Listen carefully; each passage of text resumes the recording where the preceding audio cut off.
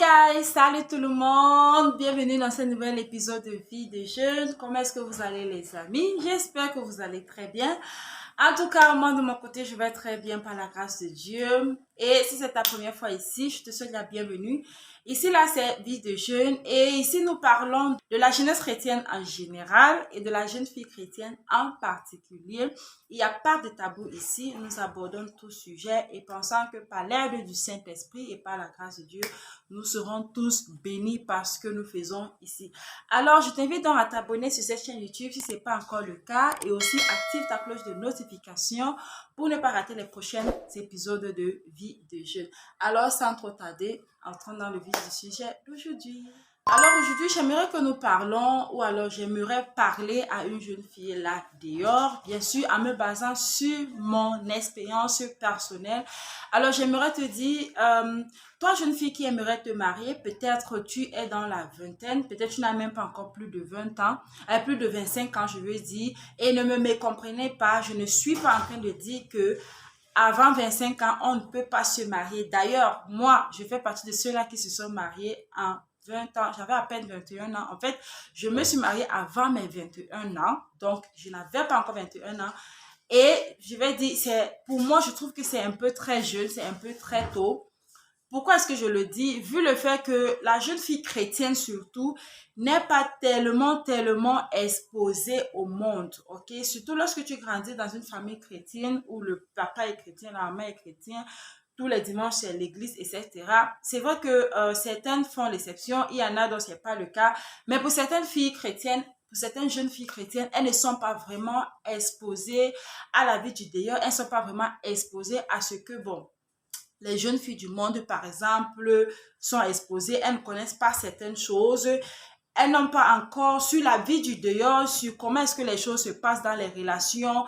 Vu que la jeune fille chrétienne ne connaît pas les histoires de copinage, pour celles qui ne le connaissent pas, ok, ne connaissent pas les histoires de copains, copines, donc elles ne savent pas que lorsque tu es dans une relation avec un copain ou alors avec un ami, ce que tu es appelé à faire, qu'est-ce que tu dois faire, comment ça se passe, etc. Bon, bref, cette vie du monde-là, en fait, la jeune fille chrétienne n'est pas exposée à cela. Alors, ce qui fait que lorsqu'elle arrive et elle se marie, très jeune, à cet âge que j'ai dit là, ça fait en sorte qu'elle entre dans le mariage de manière naïve. Elle entre dans le mariage vraiment avec des manquements, avec des choses qu'elle ne connaît pas. En fait, comme je vous ai dit, c'est mon cas en fait, ok?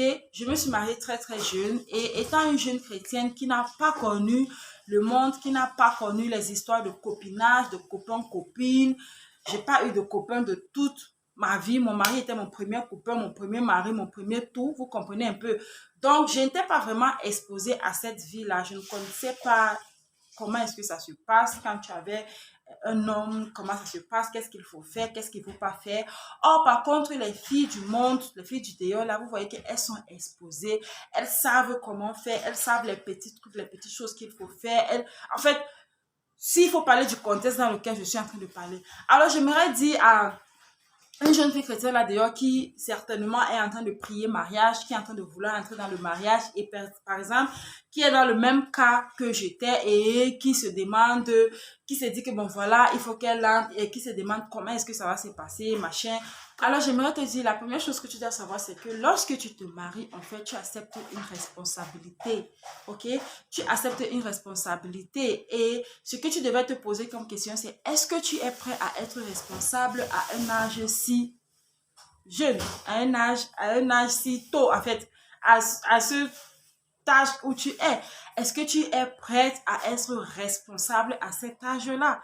Parce que je me rappelle, par exemple, lorsque moi je rencontre mon mari, je vivais chez ma tante et chez ma tante, j'étais la seule fille parce que par la grâce de Dieu, ma tante n'a eu que des garçons et je travaillais, j'étais chez ma tante en fait et étant appelée que j'étais la seule fille à la maison, donc j'étais appelée à être plus responsable que mes frères.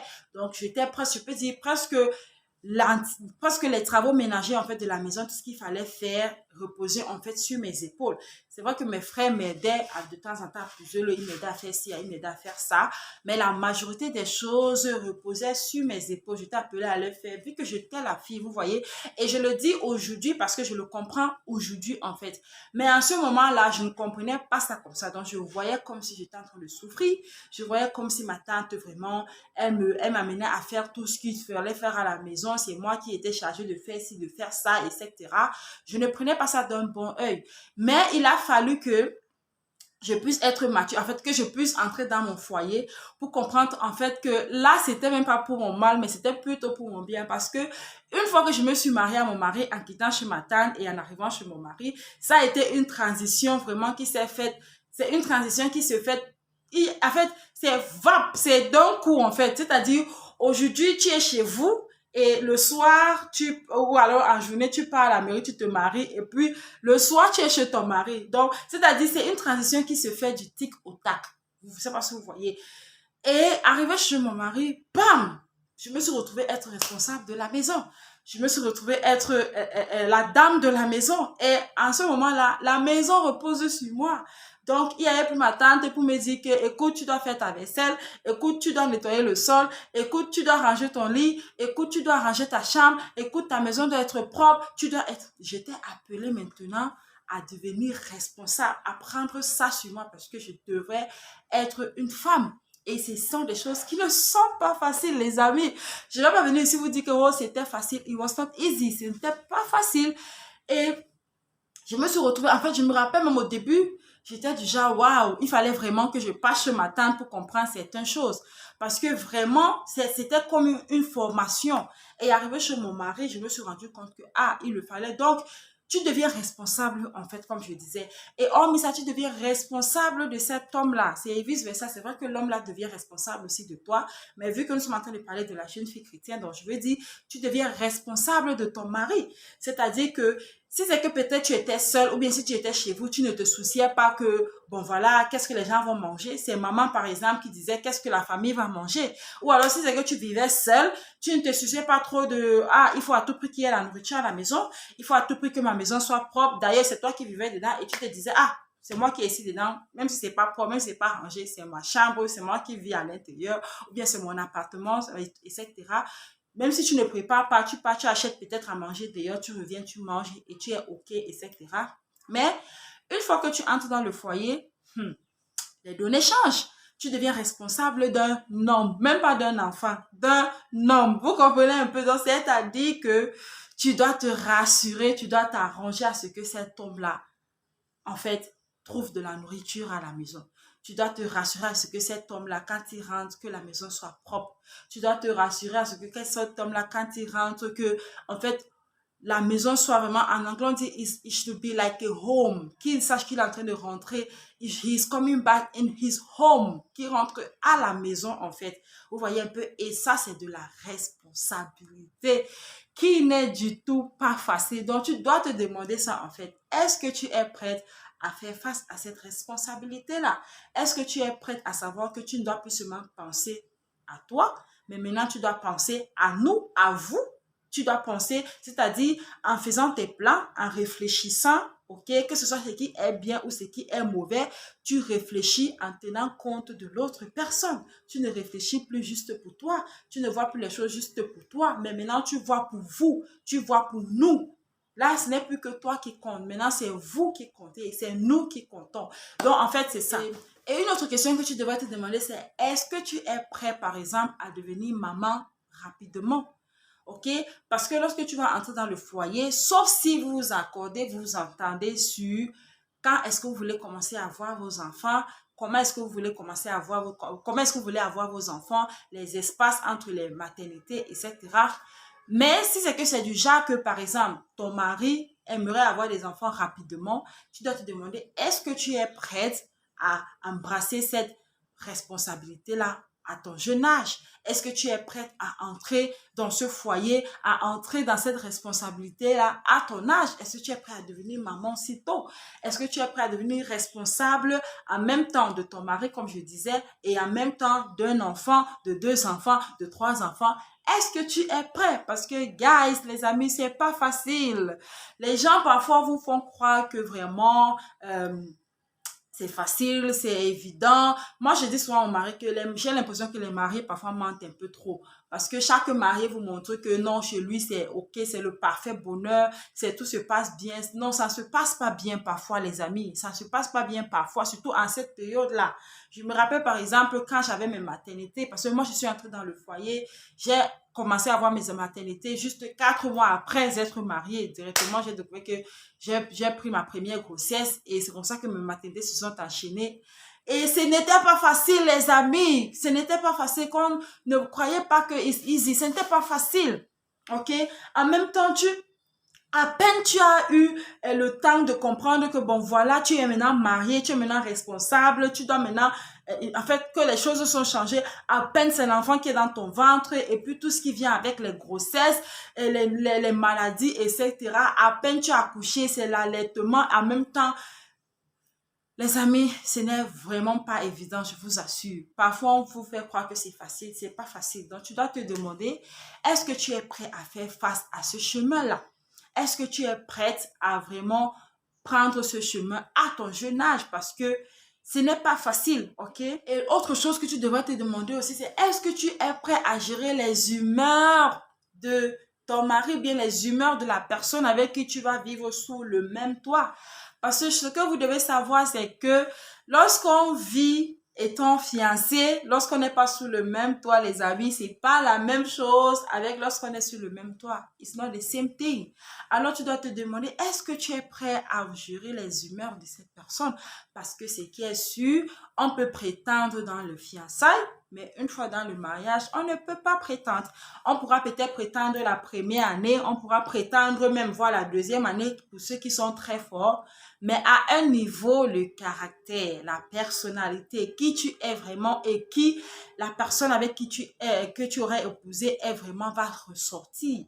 Ce caractère, cette personne-là qu'on a eu à cacher, à étouffer, va finalement ressortir. Et quand cette personne qui est à l'intérieur ressort, quand ce caractère qui est à l'intérieur ressort, parfois ce sont des comportements, parfois ce sont des agissements, parfois ce sont des paroles, parfois ce sont des choses qui ne sont pas agréables. Parfois, tu reçois, tu te demandes, mais ma soeur, toi la soeur qui était très très bien que j'ai épousée, j'ai vu, tu étais vraiment très bien, tu étais une soeur soumise, tu étais une soeur bien, tu étais polie, toujours en train de dire non, ça va pas la grâce de Dieu, parce qu'il y a les soeurs qui il y a les soeurs qui vraiment parfois quand elles sont fiancées, oh my goodness, quand tu es avec elle, tu as l'impression que, waouh, celle-ci là, elle est la représentation de, je ne sais même pas. Vraiment, tu as l'impression, elle dépasse même les personnages bibliques parce que, en fait, c'est du genre, hi sister, comment tu vas? Oh, je vais bien par la grâce de Dieu. Et toi, elle est toujours tellement polie, tellement douce, toujours bien là. Mais une fois que tu la prends là et qu'elle vient entrer chez toi, et que sa personne, qui elle est réellement, ressort, tu tombes des nuits. Tu es du genre, ah, pourquoi je n'ai pas vu ça là depuis? Ça là est passé par où? C'était où dans les fiançailles que je n'ai pas vu ça? Le comportement que tu m'affiches ici aujourd'hui là, ça sort d'où, maman? Ce que tu me montres aujourd'hui là, ça sort d'où? C'est vice versa. Parfois, tu avais un frère, tu vois le frère là, tu te dis que, oh, vraiment, c'est l'ange Gabriel. Tu te dis que lui là vraiment c'est un homme, il est, je sais même pas, il est, tu lui donnes toutes les qualifications possibles. Il est tellement bien, il fait tellement attention à toi, il est attentionné, il s'occupe de toi, il est souciant par rapport à toi. En fait, il remplit, il fait toutes ces choses que tu aimerais là. Et une fois qu'il t'a pris, tu arrives à la maison, tu es du genre, donc, parfois, quand on était fiancé là, tu cachais ton mauvais comportement. Tu voulais venir m'afficher ça une fois que je t'ai épousé, machin. Mais pour dire qu'en fait, dans le mariage, les humeurs ressortent. Ce qui fait que tu dois te demander, est-ce que tu es prêt à gérer ça lorsque les problèmes vont venir? lorsque vous allez faire face à des problèmes, lorsque tu vas être fâché, lorsqu'il va être fâché, lorsqu'il y aura des difficultés, est-ce que vous êtes prêts à tenir cela? Donc les amis, ce que vous devez savoir, c'est que se marier très tôt, se marier très jeune, c'est bien et comme c'est pas bien. Et c'est le côté qui est demandant, alors le côté négatif dont je vous parlais aujourd'hui, pour vous dire que réfléchissez, regardez encore très bien et posez-vous des bonnes questions. Est-ce que vous voulez vraiment le faire? Et si c'est que c'est le cas, demandez l'aide au Saint-Esprit, demandez l'aide au Seigneur. Le Seigneur va certainement vous aider. Il va certainement vous conduire, vous diriger, parce que je peux vous dire que oui, c'est pas facile, oui, c'est pas évident, mais lorsque Dieu est le centre de ce foyer, lorsque Jésus-Christ est la fondation de votre union, alors cette union-là va tenir, ok? Cette union-là va tenir. Certes, il y aura, comme j'ai dit, il y aura X, Y, Z que vous serez appelés à faire face. Il y aura des réalités qui vont surgir. Mais si c'est que vous êtes assez mature et si Jésus est la base de votre foyer, comme je l'ai dit, alors votre foyer va tenir. Alors les amis, c'était une autre épisode de Vie de Jeune et j'espère qu'elle vous a béni. Laissez au niveau des commentaires ce que vous pensez par rapport à la thématique du jour. Nous continuons à bavarder là en commentaire, vous savez déjà. Merci d'avoir regardé cette vidéo jusqu'à la fin. Je vous vois dans la prochaine vidéo. D'ici à là, prenez soin de vous. Et vous savez quoi les amis? God bless you. Que le Seigneur vous bénisse. Bye bye.